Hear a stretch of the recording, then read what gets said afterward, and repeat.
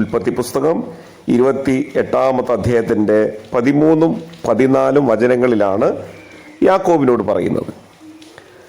ഇത് കൂടാതെ പുറപ്പാട് പുസ്തകം 29-ാമത്തെ അധ്യായത്തിൻ്റെ 45-46 വചനങ്ങൾ പരിശോധിക്കുമ്പോഴും, ആവർത്തന പുസ്തകം 29-ാമത്തെ അധ്യായത്തിൻ്റെ 13-ാമത്തെ വചനം പരിശോധിക്കുമ്പോഴും മോശയോട് യഹോവയായ ദൈവം ഞാൻ നിന്റെ ദൈവമാകുന്നു എന്ന് തിരുവായി മൊഴിയുന്നുണ്ട്.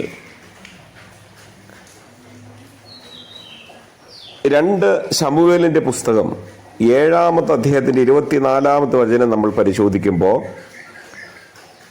ദാവീദിനോടും യഹോവയായ ദൈവം ഞാൻ നിന്റെ ദൈവമാകുന്നു എന്ന് പറയുന്നുണ്ട്. യിരെമ്യാ പ്രവചനത്തിൽ